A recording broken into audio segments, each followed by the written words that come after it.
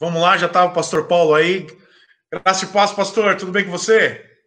Deixa aí eu desmutar aqui o seu. Agora sim. Vamos lá, testa o teu áudio.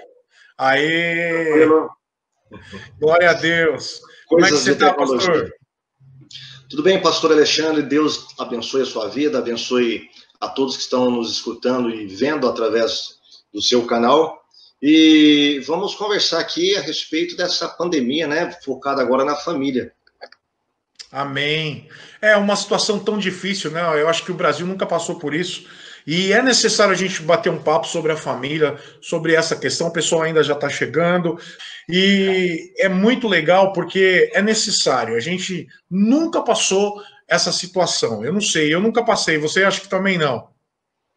Não sou tão velho assim, não, né? A última pandemia, nós temos várias pandemias, né? Gripe espanhola, gripe russa, e por aí vai, mas não era da minha época, não, pastor.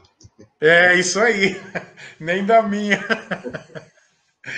Mais legal. Pastor Paulo é o pastor do canal Defensores do YouTube também. Você pode também depois se inscrever no canal. Nós vamos colocar aqui depois o canal, o nome do canal do pastor Paulo, e você também vai se inscrever. O pessoal ainda está conseguindo ver a live, está começando a achar a live agora e a gente vai começar a bater um papo.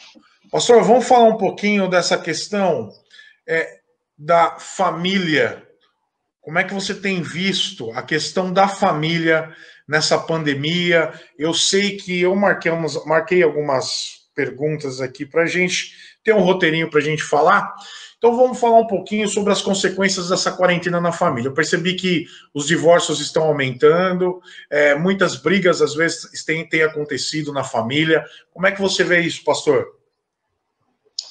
Então, Alexandre, são as crises que afloram as nossas personalidades, as nossas identidades e também os nossos relacionamentos, né? O que deveria aproximar a família pelo fato de estarem juntas, está acontecendo o inverso. As famílias estão cada vez mais se desentendendo, tendo relacionamentos conturbados. Nós temos aí, durante todo esse tempo, noticiários de que aumentou divórcios e aumentou também a violência doméstica pelo fato de todos estarem juntos, próximos, né, no mesmo espaço e, consequentemente, tendo que compartilhar todos os dias o mesmo espaço, os mesmos horários, durante muito tempo. Isso tem trazido para muitas famílias, ao invés de ser uma bênção, né, tem trazido desavenças. E a gente precisa saber o porquê isso acontece. Com certeza. Eu tenho conversado com algumas pessoas e dentro da área jurídica, né? Eu faço direito, estou no quinto semestre agora e até mesmo a conversa que nós estamos tendo também é ao aumento dos divórcios. Até outro dia eu vi uma reportagem em relação a isso, o aumento do divórcio. Falei, poxa, né, era o momento da gente estar mais juntos, né? E como é que a família cristã pode lidar com essa questão de estar mais juntos? Porque muitas vezes o marido vai trabalhar de manhã, volta no final da tarde, final da noite, e eu queria saber de você como é que a família poderia chegar ao ponto aí a família cristã, como é que ela deve proceder nesse tempo de quarentena? Bom, primeiro eu gostaria de dizer que a família ela é um projeto de Deus, tá? A família ela não se reduz a uma mera instituição social, como muitos sociólogos e pensadores aí da área identificam, né? Não é um meio apenas de reprodução, não é um meio de educação e não é apenas um meio onde as pessoas irão dividir os seus trabalhos sociais, tá?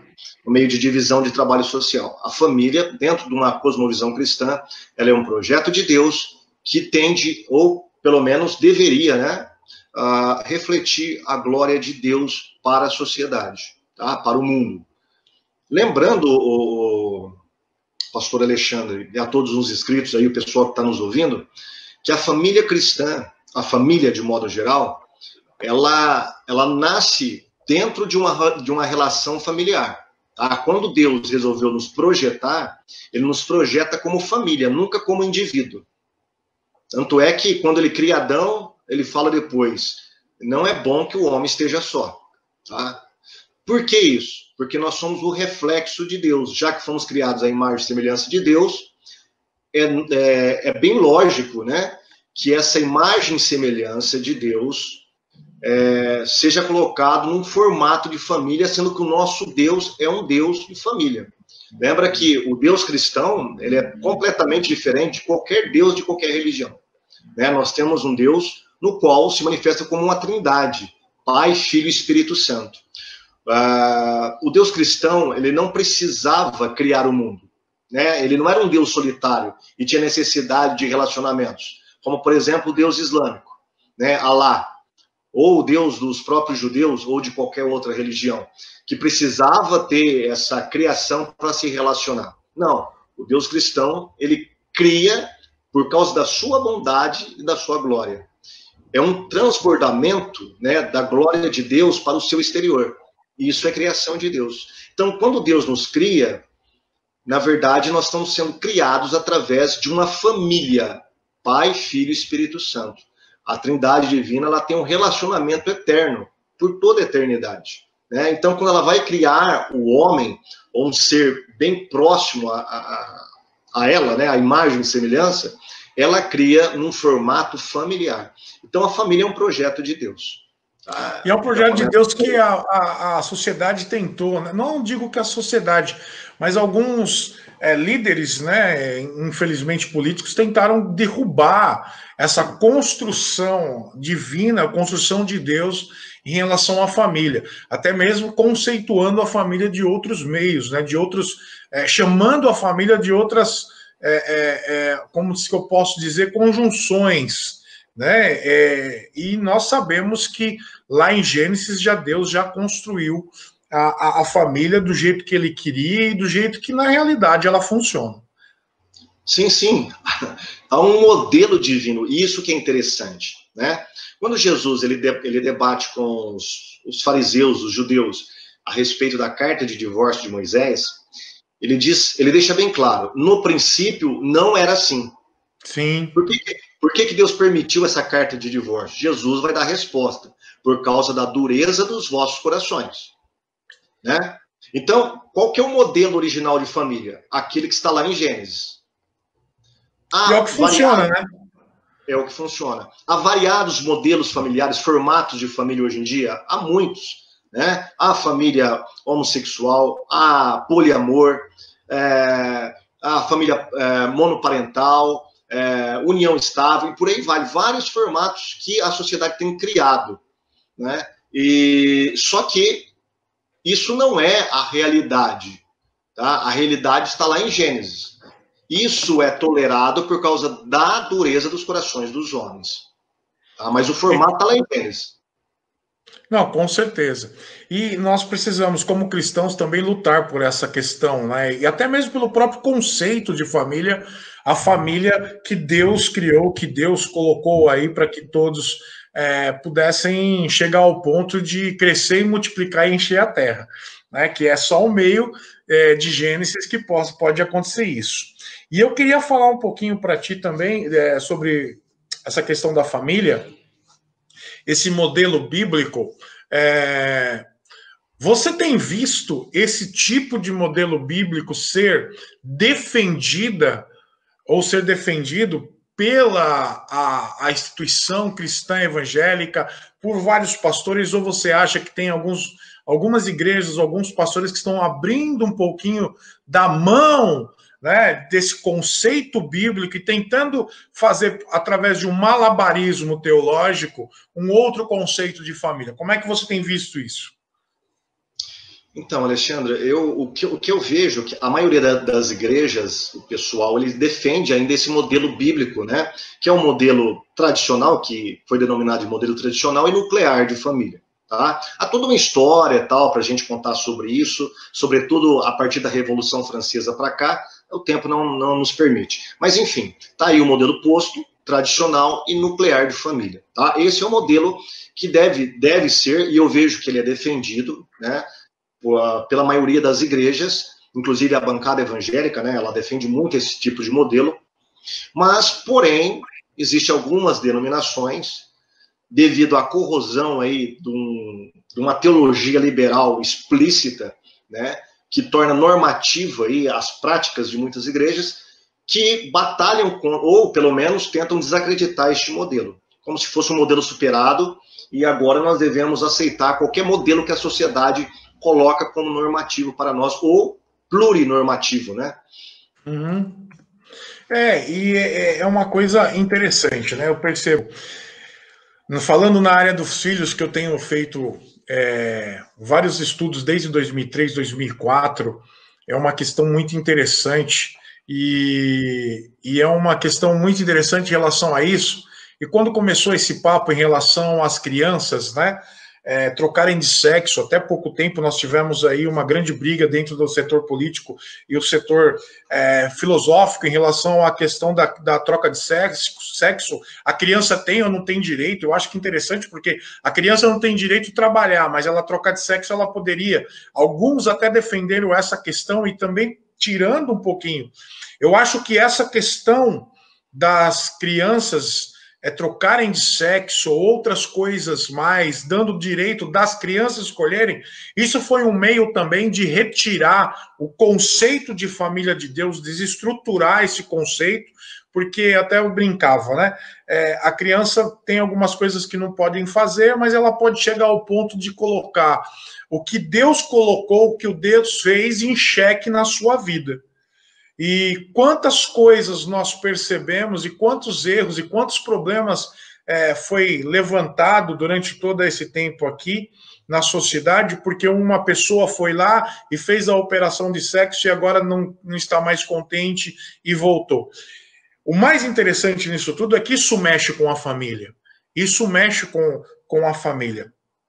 Então, o que há de errado com os modelos familiares de hoje, que muitas vezes a sociedade chega ao ponto de dizer, olha, nós dizemos isso e a Bíblia diz isso aqui. O que pode acontecer dentro dessa situação, no meio evangélico? E eu queria saber a sua opinião, Paulo. Bom, Alexandre, deixa eu colocar algumas questões aqui que são muito importantes para o debate. A primeira coisa, quando nós falamos em família, nós estamos falando de 3 elementos indissolúveis. Primeiro, tá? A família, o conceito correto de família, ele depende de um conceito correto de casamento, e um conceito correto de casamento depende de um conceito correto de gênero. Tá? Se você mexer no conceito de gênero, automaticamente você vai desmantelar todo o conceito de casamento e, por sua vez, de família. Então, não tem como nós trabalharmos uma família adequada, feliz, uma família harmônica, uma família dentro de um modelo bíblico, se nós temos um modelo de casamento totalmente divorciado do que a Bíblia diz. E, por sua vez, né, um modelo de gênero completamente diferente daquele estabelecido pelos padrões bíblicos. Então, essas coisas, elas estão juntas. Se você mexer em uma, você mexeu em todas elas. Isso é muito importante a gente saber, tá? Sobretudo o que você disse agora a respeito de troca de sexo e tal, dessa questão de... A ideologia de gênero, né? Isso, da liberdade de assumir qualquer tipo de identidade que seja a seu gosto. Uma outra questão muito importante também, para a gente trazer para o debate, é saber sobre o pecado, tá? O pecado é separação entre nós e o nosso Deus. O verdadeiro isolamento, né, que a gente fala muito agora em isolamento, né, devido ao coronavírus aí, o verdadeiro isolamento é o isolamento do homem para com Deus. Tá? O que o pecado faz? Ele isola você de Deus.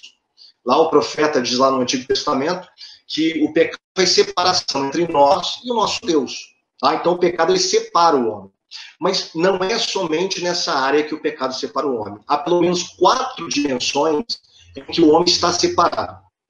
Primeiro, o homem está separado de Deus, essa é a dimensão espiritual. Tá? O homem está separado. Quando o homem se separa de Deus, o homem é a imagem e semelhança de Deus. Quando ele se separa de Deus, ele também cria uma ruptura dentro do próprio ser dele. Tá? Então ele está separado dele mesmo. Aí nós temos a dimensão psicológica, uma ruptura, tá, na dimensão psicológica feita pelo pecado. Fora isso, o homem também, ele está isolado, ele está distante, há uma ruptura com o seu próximo. Tá? Nós estamos em guerra com o nosso próximo. Essa é a pura realidade que o pecado traz para nós.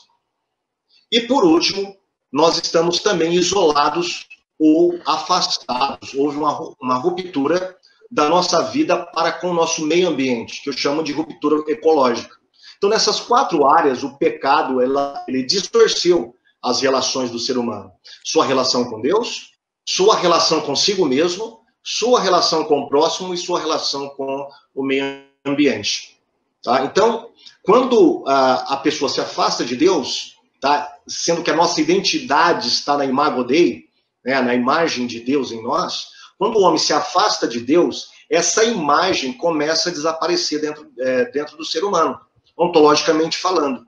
E aí você procura, de diversos meios, restabelecer uma nova identidade. E aí depende do gosto de cada um, das loucuras e das filosofias de cada um. Nós estamos chegando numa época, né, onde essa ruptura está tão forte que as pessoas não se trata mais como era o pensamento de Adão e Eva, né, de querer ser liberto de Deus. Não se trata de uma independência de Deus mais, tá? Se trata de uma independência dentro de mim mesmo. Eu não quero mais ser a identidade que Deus colocou para eu ser. Por exemplo, ser homem ou ser mulher. O homem quer ser mulher e a mulher agora quer ser homem. E agora tem até o gênero neutro, né? Que não é nem homem nem mulher. Ou os dois gêneros. Enfim, é uma bagunça total. Sim. Só mais um minutinho. E agora, pastor Alexandre, nós temos uma coisa mais grave ainda. Não é que as pessoas não querem mais ter identidade, né, ou de gênero, ou gênero A ou gênero B. Agora as pessoas não querem ser mais humanas. Olha que ponto chegamos. Agora nós estamos não mais nos transgêneros, nós estamos nos transespécies. São pessoas que não querem mais ser humanos, querem ser animais ou objetos. Sim, perceba o que o pecado faz dentro do ser humano, né? Dentro da sua própria imagem. Ela desfigura a tal ponto que o homem não quer mais ser a imagem e semelhança daquilo que Deus propôs para nós no início. Então, tudo isso está na base da dissolução do casamento hoje em dia. E o que eu vejo assim, até eu brincava com algumas pessoas, né?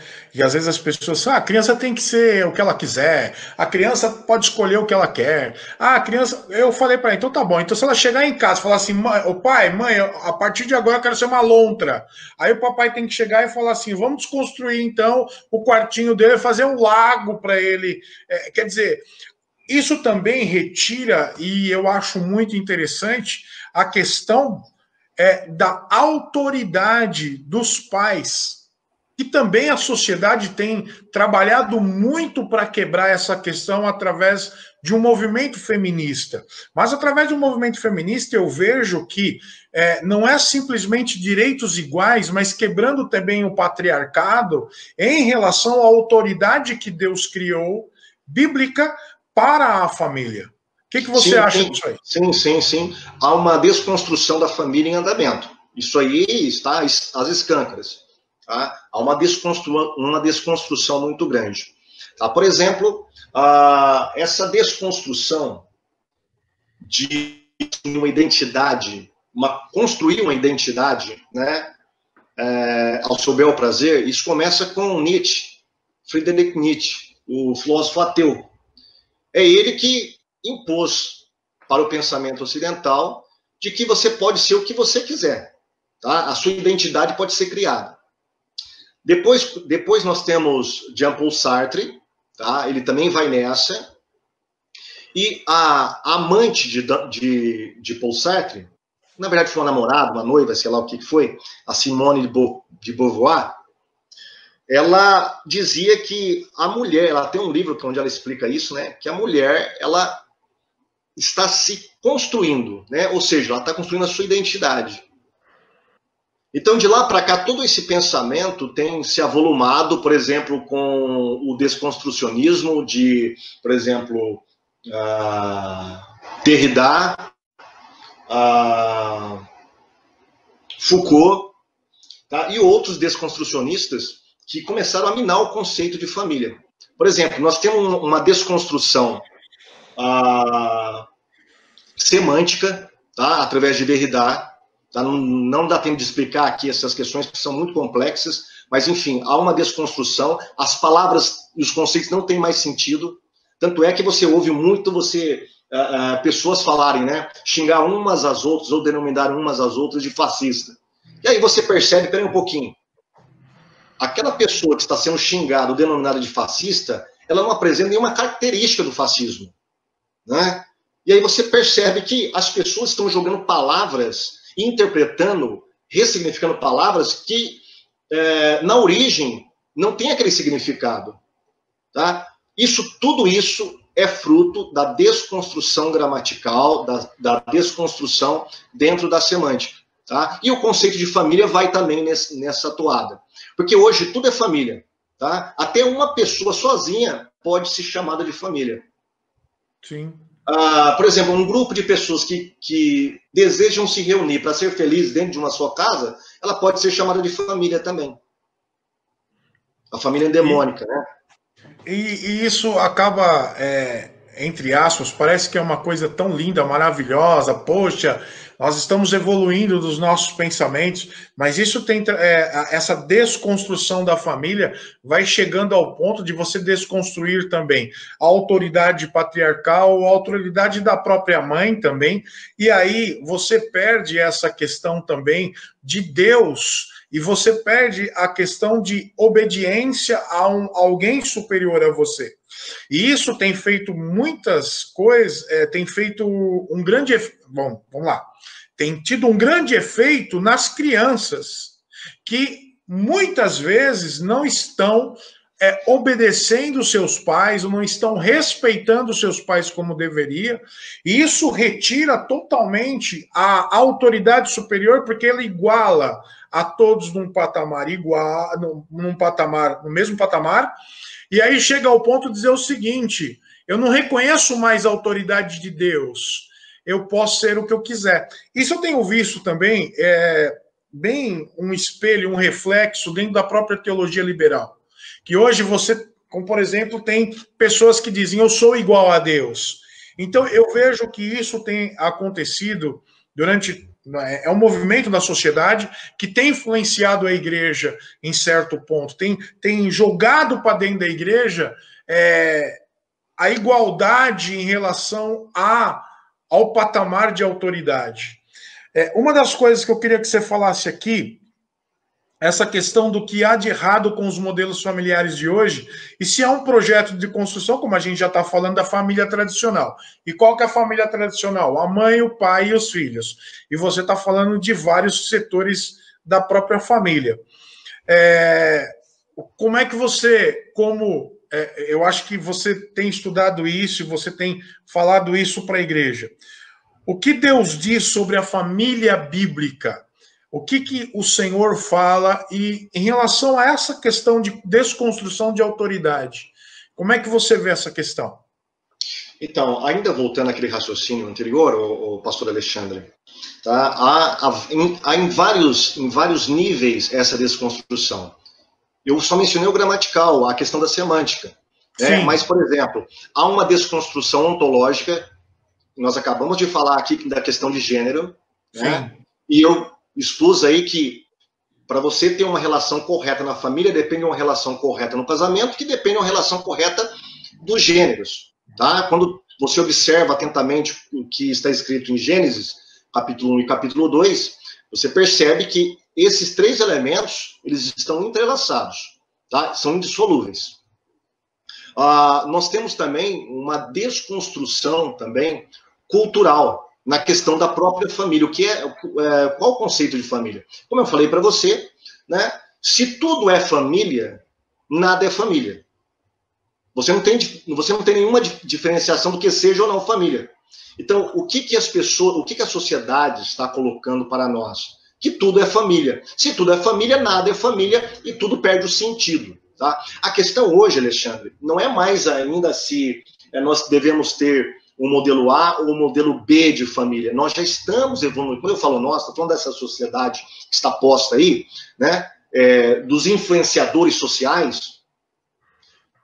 Você citou aí o feminismo é um destes elementos, nós temos outros, né? O que essa sociedade está colocando para nós aí? Está colocando que não basta apenas você reivindicar modelos diferentes de famílias e de casamento.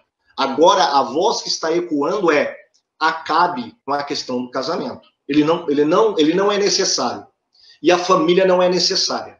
Tá? Não é mais nenhuma questão de brigar se existe ou não um modelo tradicional, único e original de família. A questão não precisamos mais de família.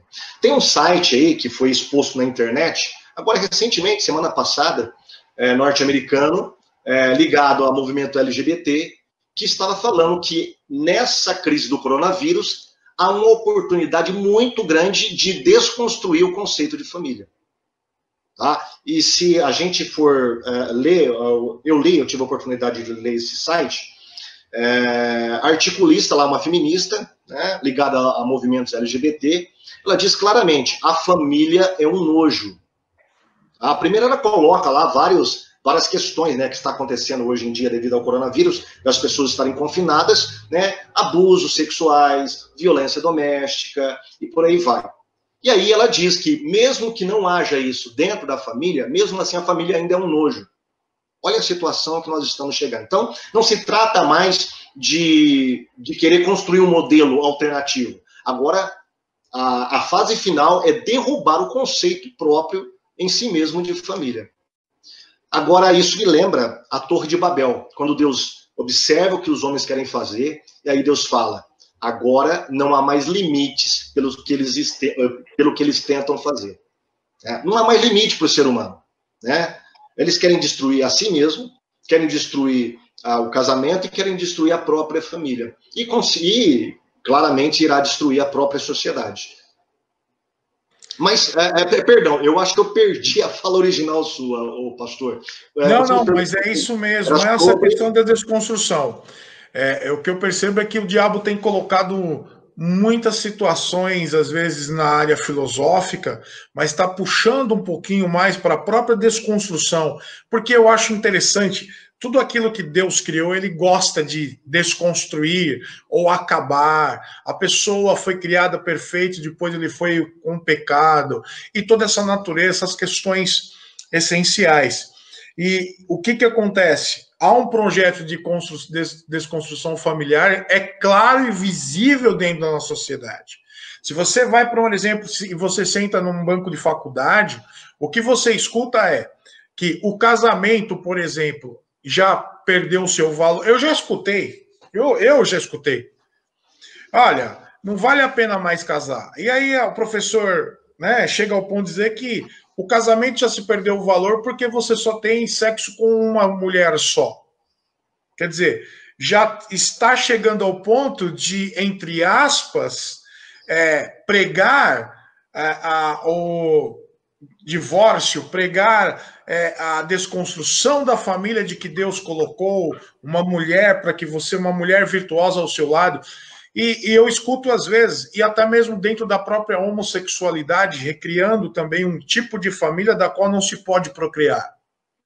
Então, e nós sabemos disso, né? Então o diabo tem investido grandemente nesse ponto, na própria família. Até porque na desconstrução da família, porque se desconstruir uma família, você desconstrói uma sociedade.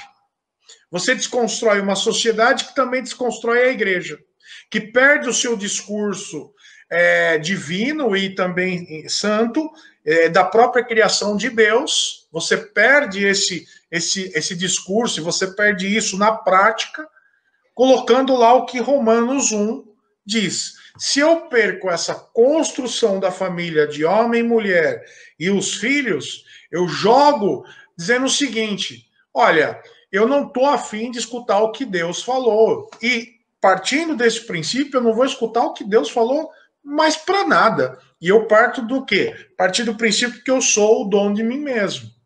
Eu sou o dono e eu vou fazer o que bem entendo. O grande problema é que quando bate a pandemia, todo mundo já pede oração, né? O pessoal já vai lá e liga para o pastor, pastor, ora por mim, né? Mas aí a gente perguntou, irmão, eu vou estar orando, mas onde você estava? Ah, eu estou fazendo o que eu bem entendo, mas agora eu preciso de Deus.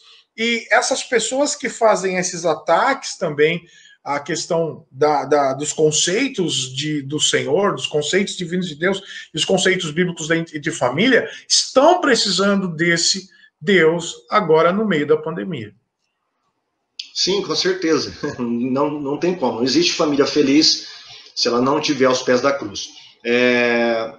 Eu costumo falar o seguinte, não basta você ter um modelo tradicional e nuclear de família. Só isso não basta. Tá? Dentro do modelo nuclear e tradicional de família, nós temos violência doméstica, nós temos estupros, nós temos agressões verbais, nós temos desobediência e rebeldia dos filhos, mortes, dentro desse núcleo, mesmo que esteja dentro de um modelo, né, bíblico de família, que é um modelo nuclear tradicional. Tá? Isso só não basta. O que é preciso? É preciso que este modelo, e esse modelo é muito bom, mas ele é uma consequência do quê? Da família está aos pés da cruz. É isso que é necessário. Veja bem, pastor Alexandre, o casamento, ele não é um fim em si mesmo. Tá? Quando a gente vai para Efésios, capítulo 6, melhor dizendo, capítulo 5, quando Paulo vai ensinar, né, qual deve ser o relacionamento verdadeiro entre o esposo e a esposa, o marido e a mulher, e entre os pais e filhos, ele lança a mão de uma referência. A referência é Cristo e a igreja. Só que não é o casamento humano que é o referencial para o casamento entre Cristo e a igreja. É o contrário. É Cristo e a igreja que é o referencial para o nosso casamento. Tá? Ou seja, o casamento não tem uma finalidade em si. Ele é como a seta, ele aponta para um casamento maior entre Cristo e a igreja. Assim como os animais do Antigo Testamento apontavam para algo maior, que era o sacrifício de Jesus Cristo na cruz, e não eles mesmos, tá? Assim o nosso casamento, ele aponta para um casamento maior. Eu não sei se você já percebeu que de Gênesis a Apocalipse, a Bíblia abre com casamento e termina com casamento. Né? Ela abre com o casamento de Adão e Eva e termina com o casamento entre Cristo e a igreja. Então, há uma teologia, mesmo que as pessoas não percebam isso, e os manuais de teologia sistemática não coloquem isso de modo proposicional, nós temos uma teologia muito forte do casamento na Bíblia. Eu já disse aqui que o próprio Deus nosso é uma família. Né? E quando Deus ele vai criar, ele vai realizar a sua criação, ele deixa as suas digitais. E uma das digitais é dentro da família. A família para espelhar o que o próprio Deus é. Tanto é que a Bíblia fala, e não serão mais os dois, mas uma só carne. Deixará o homem, o pai e a mãe, e uniciar a sua esposa, a sua mulher. E serão os dois uma só carne. Isso é linguagem trinitária. Isso é uma linguagem trinitária. É algo maravilhoso. Isso fala do mistério da Santíssima Trindade.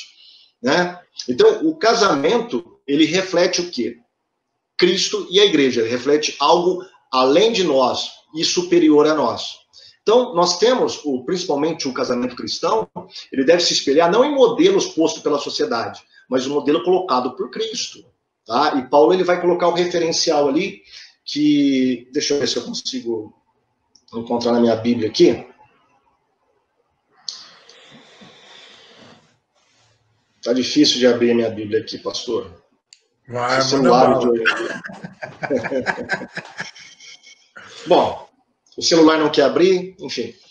Capítulo 5 de Efésios, Paulo ele deixa uma chave, tá? Para o relacionamento correto de uma família aos pés da cruz. Sujeitai-vos uns aos outros. Ele abre o capítulo 5 falando para nós sermos imitadores de Deus, né? Baseado no amor sacrificial de Cristo. 5:1. Sede, pois, imitadores de Deus como filhos amados e andai em amor como também Cristo nos amou e se entregou a si mesmo por nós como oferta e sacrifício a Deus em aroma suave. Depois ele vai colocar alguns elementos. Ele vai colocar a sujeição ao Espírito de Deus, né, para o crente ser cheio do Espírito. Depois que o crente, cheio do Espírito, ele tem condições para cumprir o segundo elemento, que é sujeitai-vos uns aos outros. Essa é a chave do casamento. A sujeição de uns para com os outros. E aqui estamos falando do relacionamento de marido e mulher e de pais e filhos. Tá? Se você acompanhar até o capítulo 6, até o verso 3, você vai perceber essa submissão sendo colocada como ali o alicerce de um bom relacionamento marital, de um bom relacionamento familiar. A mulher deve se submeter ao marido como a igreja se submete a Cristo no Senhor. Não é simplesmente o marido sujeitar a esposa, não é isso. Né? Nós temos visto, e isso tem gerado muito desacordo entre o casal e uma fragmentação do casamento, que é o marido autoritário. Sim. Né? Ele só quer lançar mão do que diz respeito ao direito que ele tem de ser líder, de mandar, de estar na direção. Então ele se torna um mini ditador. Né? A Bíblia não fala para você sujeitar a sua esposa. É o contrário. É a mulher voluntariamente tem que se sujeitar ao marido. Essa palavra sujeição, ela é politicamente incorreta hoje em dia. Quando as pessoas falam em sujeição hoje, ela soa como opressão, né? Devido a toda essa carga ideológica que o feminismo, movimentos LGBT, o próprio marxismo tem colocado sobre a sociedade. Então, quando uma pessoa ouve que você tem que ser sujeito ao seu marido, ela simplesmente, parece que ela ouve a palavra, você tem que ser oprimida pelo seu marido. Mas não é isso que a Bíblia diz. A sujeição da esposa ao seu marido é devido ao amor sacrificial do marido pela esposa. Sim. Nenhuma esposa, ela deve se sujeitar a um marido tirânico. E principalmente aqueles que não querem nada com Deus. Sim. E eu sempre digo que as mulheres, essa questão de sujeição, né? Ah, pastor, mas eu preciso ser sujeito ao meu marido. Eu falo, filho, se você pegar o texto, as mulheres sejam submissas ao seu próprio marido, como ao Senhor, porque o marido é o cabeça da mulher, como também Cristo é a cabeça da igreja, sendo esse mesmo salvação do corpo, e por aí, como porém a igreja está sujeita a Cristo, assim também as mulheres sejam em tudo submissas ao seu marido. E aí vem, marido, amai vossas mulheres, como também Cristo amou a igreja e a si mesmo se entregou por ela. E aí eu pergunto sempre quando eu tenho algum problema de família, sempre quando eu tenho aconselhamento, eu falo assim, deixa eu fazer uma pergunta para você, minha irmã. Você não gostaria de ter um marido como Cristo, que se entregou pela sua igreja? Você não estaria sujeita a essa pessoa, até porque essa palavra sujeita iria dar lugar a amá-lo, como ele te ama. Então, essa questão qual é a mulher que não queria ter um marido como Cristo, como aquele que se entregou pela sua igreja? Se você tem um marido que se entrega por você, se você tem um marido que te ama, se você tem um marido que está sempre junto com você, quem não vai ser submissa? Mas você sabe que uma vez eu conversando com uma pessoa, eu achei muito difícil lidar com essa situação. Eu falo assim, mas eu não preciso de ninguém. Então, por exemplo, eu conversei com uma pessoa e falou assim, olha, eu não sei mais como é que está a situação hoje, porque meu filho, por exemplo, foi abrir a porta do carro para sua namorada entrar. Ela falou assim, para que você fez isso? Eu tenho mão. Quer dizer, está perdendo até aquela noção de amar, né, como Cristo amou. Você vai amar como Cristo amou, ou estão dando patada? Então, Alexandre, mas as pessoas não estão nem percebendo como que elas estão sendo infectadas. A gente está falando de vírus, né? Justo. Infectadas, né, por uma ideologia nefasta, que é o feminismo. O feminismo apregou isso. Ele acaba com o cavalheirismo, com a sensibilidade do homem. Então, o homem, ele é sempre colocado sob suspeita. O homem sempre quer oprimir, quer dominar, né? E nem sempre é assim, né? Sobretudo, o homem cristão, ele tem um referencial muito bom, que é o próprio Cristo, né? Como Cristo amou a igreja, um amor sacrificial, Diga-se de passagem o amor ágape, né? Esse amor é um amor altruísta. E aqui, pastor, me permita só fazer algumas considerações a respeito do amor. Claro, lógico. O amor cristão, quando a palavra amor, tá? Ela deve ser entendida dentro de um contexto cristão, tá? Por quê? Nós temos uma carga enorme que a sociedade joga sobre nós, né, semântica a respeito de alguns conceitos. Dentre eles o amor. Quando você ouve a palavra amor hoje em dia, né, o que vem à mente? Fazer amor, sentimentos, afetos, né? É isso que vem hoje em dia, quando que vem na mente das pessoas quando elas ouvem a palavra amor. Agora, quando a palavra de Deus ela traz para nós que nós devemos amar uns aos outros, que tipo de amor a palavra de Deus está trazendo para nós? Tá? É o amor ágape, é o amor altruísta, é o amor de Deus. E o amor cristão, ele não depende de sentimentos. Não depende de sentimentos. O amor cristão é uma disposição da sua vontade para fazer o que é certo. Isso é amor cristão. É uma disposição da vontade para fazer o que é correto. Se não fosse assim, não teria como nós amarmos nossos inimigos, né? Isso não diz respeito a sentimentos. Eu não gosto do meu inimigo, eu não sinto paixão ou afeto pelo meu inimigo. Mas a Bíblia não fala para nós termos sentimentos pelos nossos inimigos, mas sim amor. O amor é para você fazer aquilo que é correto, tá? Primeiramente, o conceito de amor cristão é esse. Ele pode trazer uma carga emocional, e geralmente traz, pode trazer, mas ele não é determinado por isso, entendeu? E aí que está o grande problema hoje nos relacionamentos familiares, principalmente do marido para com a esposa, devido a esse conceito errado de amor. O amor simplesmente é afeto. Tem uma jurista aí, uma desembargadora, que ela é uma das principais escritoras que é citada, lida, mencionada quando se diz, quando se vai falar sobre questões familiares voltadas para o direito. Maria Berenice, tá? Não sei se você já ouviu falar. A Maria Berenice, tá? Foi ela que introduziu a palavra homoafetivo, tá? Porque ela queria tirar essa carga pejorativa de homossexual e trazer para a afetividade. Então, eles trabalham muito com a questão afetiva. Todos os modelos de casamento, hoje de família, que é posto dentro do âmbito jurídico, pode perceber, você que está estudando direito, você sabe muito bem. Ela tem uma base, a base é o afeto. A Maria Berenice, ela diz em um artigo, não me lembro agora o nome do artigo, eu tenho comigo, ela diz que se o afeto acabar entre um homem e uma mulher, não tem nenhum problema em dissolver aquele casamento. Tá? O casamento não deveria ser um contrato, não deveria se restringir a um padrão imposto pelo Estado. O casamento deveria ser simplesmente um acordo entre o homem e a mulher através de afeto. Quando o afeto acabar, acabou o casamento. Então, qual é a base que está sustentando os formatos de casamento hoje em dia? Pode pegar qualquer tese, artigo científico da área do direito que trabalha com família. Você pode perceber que a noção de afeto é fundamental para normatizar os novos formatos de família hoje em dia. Sim. Só que isso não tem nada a ver com a Bíblia. A Bíblia fala para nós amarmos as pessoas. Por quê? Mesmo se o afeto acabar, o amor ágape continua.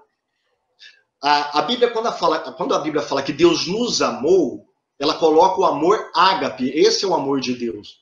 E como que Deus nos amou? Paulo fala lá em Romanos, quando nós éramos inimigos de Deus. Tá? Sem afeto nenhum. Tá? Deus fez o quê? O que a sua vontade mandou, o que era correto fazer. Tá? Ele nos amou enviando o Senhor Jesus Cristo. Então, a partir deste amor, é que Paulo fala para o marido amar a esposa, um amor sacrificial. Aí nós vamos para o capítulo 13 de 1 Coríntios, né? O que é o amor? O amor não se alegra com o erro dos outros, ele não é ciumento, ele tudo suporta, tudo crê, tudo espera. Esse é o amor ágape. Está faltando amor ágape em muitos casais evangélicos, infelizmente. Nós temos uma hierarquia de amores, pastor. Tá? Nós temos uma hierarquia de amores.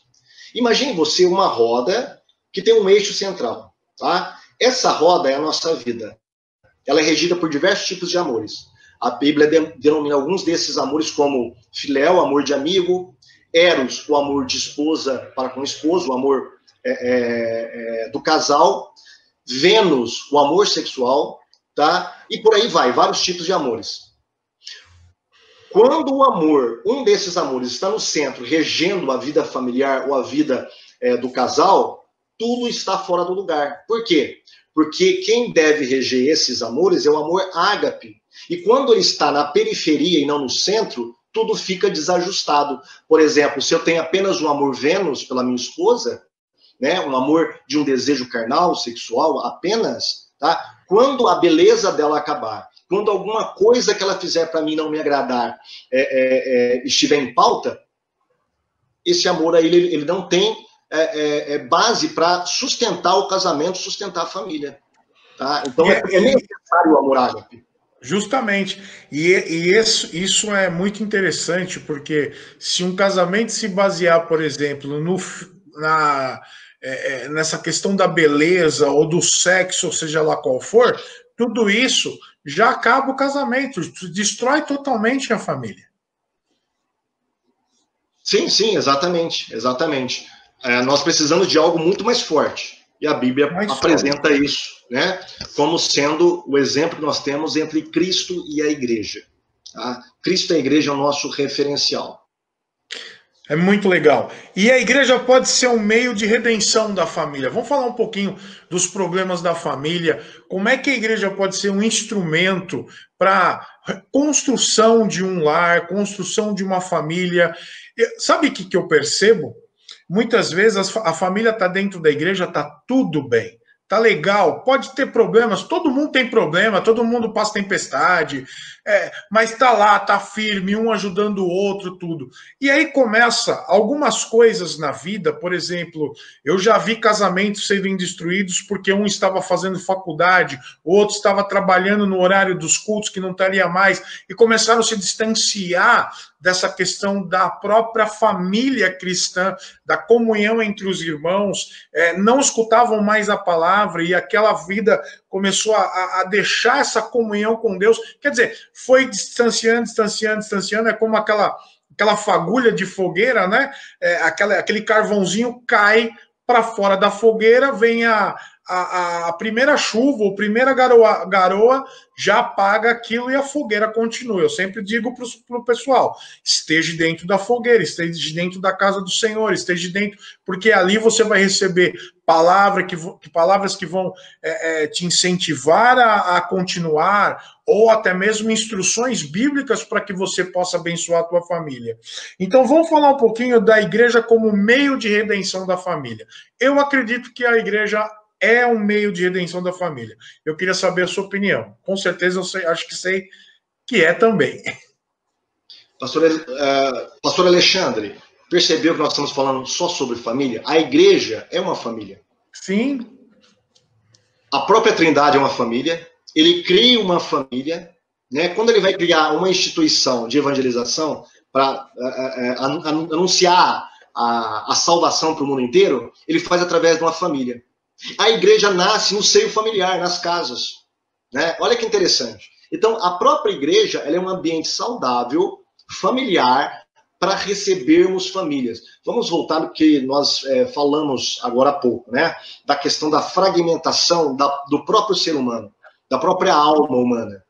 Né? O que o pecado causa na alma humana? Nós estamos vendo até hoje, né, os reflexos que aconteceu lá no Éden. Lá no Éden aconteceu a bomba, né, e o reflexo dela está vindo até hoje, está alcançando o século XXI. Né? Nós temos pessoas que lutam para manter uma identidade que não faz parte daquilo que foi proposto por Deus, uma pessoa totalmente dividida em si mesma, né, fragmentada, destruída. Agora, veja, as pessoas que estão no mundo, muitas vezes elas trazem um monte de traumas, feridas, né, doenças emocionais, doenças da alma, do espírito. E essas pessoas, quando elas vão contrair o matrimônio, o que acontece? A mulher traz a sua bagagem de traumas para o casamento e o marido traz sua bagagem de trauma para o casamento. Tá? Eles constituem uma família. Imagina, eles estão somando traumas.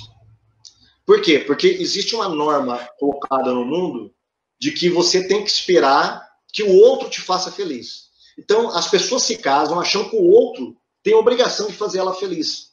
Elas casam baseada neste princípio, de buscar a felicidade, ao invés, né, de buscar o princípio bíblico, que é melhor dar do que receber.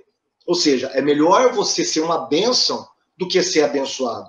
É melhor você fazer a pessoa feliz do que esperar que ela te faça feliz. Aí que está o grande segredo. Então as pessoas elas casam achando que toda essa bagagem vai acabar no casamento. Esses traumas serão solucionados. O marido é um príncipe encantado e ele encontrou agora a sua princesa. E quando eles caem na realidade de um casamento real, eles veem que não é nada disso.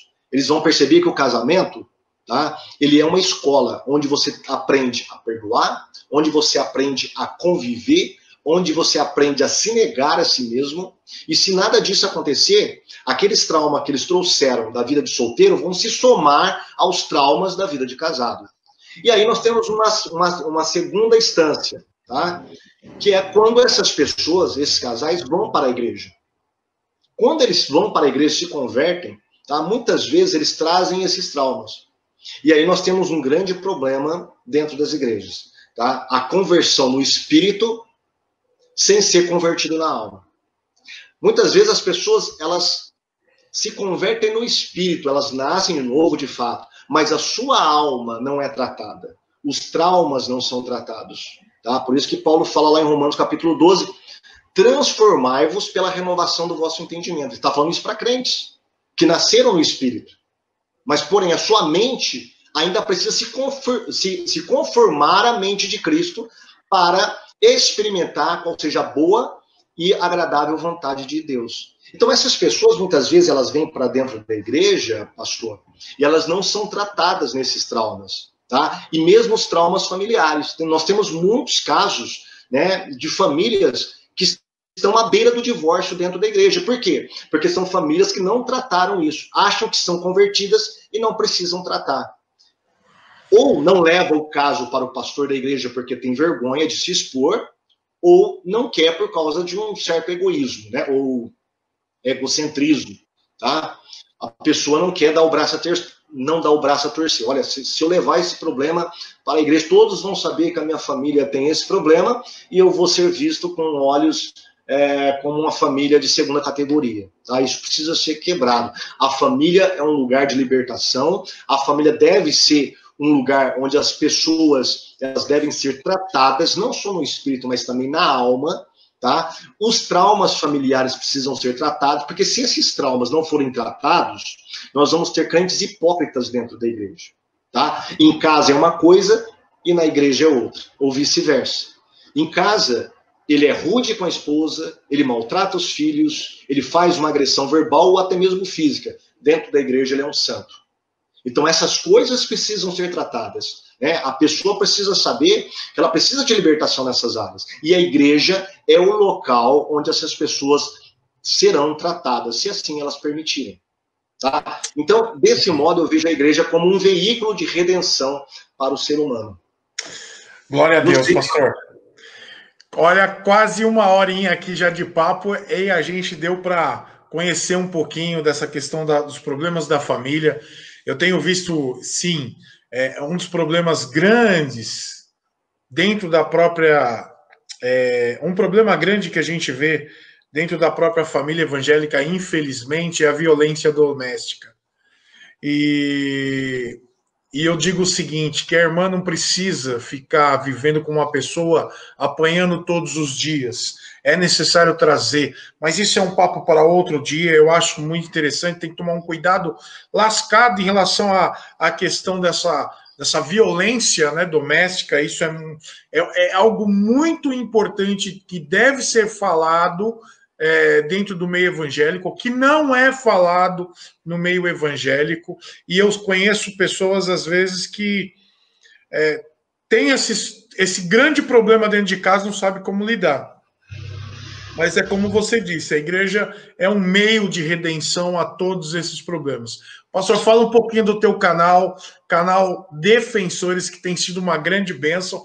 Pastor, o pastor Paulo Cristiano também tem um canal, e já coloco aqui, se inscreva no canal Defensores no YouTube, que é muito legal. Você vai aprender teologia, você vai ter até a parte política também. O pastor Paulo também tem gravado vídeos dessa forma, trazendo a política também para o meio cristão, para a gente pensar um pouquinho, e eu tenho certeza que tem sido bem. Esse é um canal onde você vai crescer no conhecimento e na graça. Fala um pouquinho do canal, como é que surgiu o canal e como é que ele está hoje.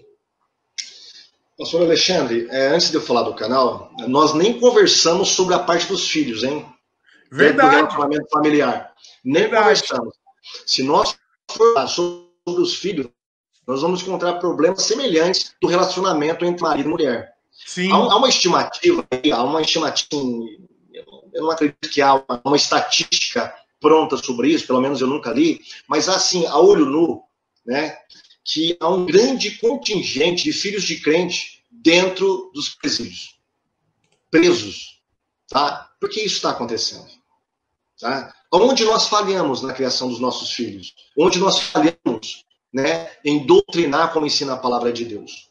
Então, isso seria tema para uma outra live de 1 hora aí, para nós ficarmos conversando. Nós estamos discutindo que o tempo ele é escasso, mas poderíamos voltar a falar sobre isso, tá? Com certeza. Agora, sobre a sua questão do Defensores, é um canal modesto, tá? Estamos crescendo paulatinamente.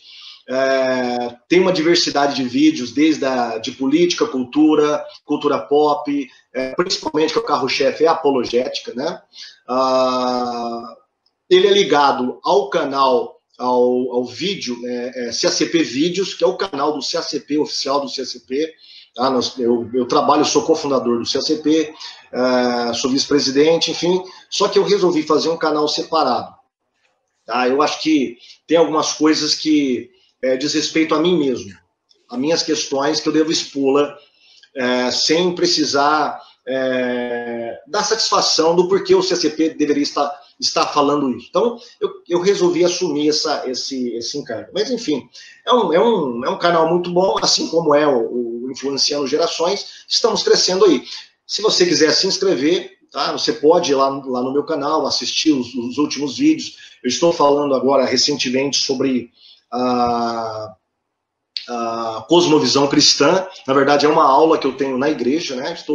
Devido a todas as coisas do coronavírus, estou colocando em formato de vídeos aí. Muito interessante também.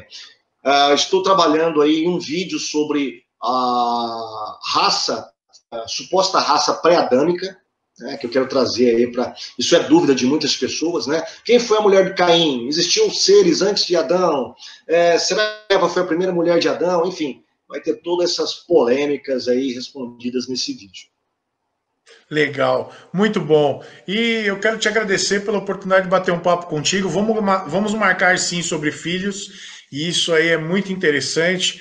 Essa foi a primeira live da nossa fanpage. Normalmente eu faço no meu perfil. E aí, vamos marcar essa daí para a gente fazer no meu perfil, porque lá tem mais gente, e agora eu estou levantando um pouquinho a fanpage também. E no Instagram também. Então, eu queria que você deixasse aí, se você tem um canal de contato, se o pessoal quiser entrar em contato com você, como é que faz? Eu não sei se você tem grupo do WhatsApp, de Telegram, qual que você vai usar mais? O pessoal pode receber as notificações dos vídeos, ou também até artigos, por onde você quer que o pessoal entre em contato com você? Tem vários veículos aí que as pessoas podem entrar em contato. O próprio canal, Defensores, né? Quando você for procurar, não procure apenas por Defensores, tá?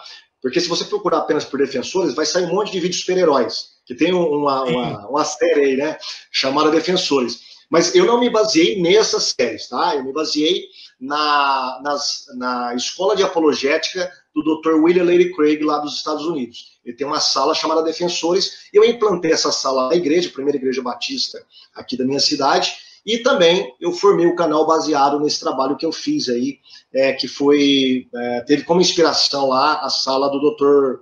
Craig. Então você coloca Defensores Paulo Cristiano. Se você colocar Defensores Paulo Cristiano, você vai encontrar o meu canal, tá bom?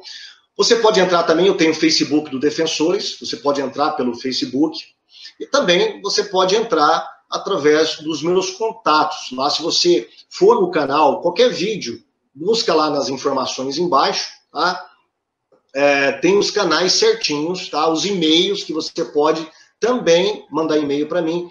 Se você quiser fazer parte da minha lista de contatos apologéticos, né, de estudos apologéticos, de cultura, de política, enfim, são devocionais, você pode mandar um e-mail para mim, eu estarei incluindo você nos meus contatos, tá bom? Obrigado, pastor, pela oportunidade de estar aqui. Quer deixar teu contato já aqui? Manda bala. Não, eu acho que esses estão de bom tamanho, tá bom? Eu acho que tá bem legal aí. Tá? Legal. Se as pessoas quiserem, entre lá no canal, deixe o seu like, se inscreva também em qualquer vídeo que você estiver vendo. E embaixo, na descrição, você aperta lá no mais, aí vai aparecer lá uma lista, e lá tem tudo que você precisa. Tem o e-mail, tem a página do Facebook, tem o Instagram, e agora, eu não coloquei ainda, mas eu estarei colocando aí também do Telegram. Legal. Bom, pessoal, eu acho que você deve ter participado, deve ter gostado muito, e eu tenho certeza que foi uma bênção nesse papo sobre família. Quero te agradecer, Paulo, pela oportunidade de bater um papo contigo aqui. Sempre vai ter mais, com certeza. E já também dou aí para você a dica de você entrar em contato também, não só com o canal Defensores, com certeza vai ser uma grande bênção, também com o CACP também, que é também no YouTube, e também no meu canal lá, Influenciando Gerações. A gente está sempre fazendo um vídeo para você crescer no conhecimento da graça. Paulo, Deus te abençoe, foi um prazer.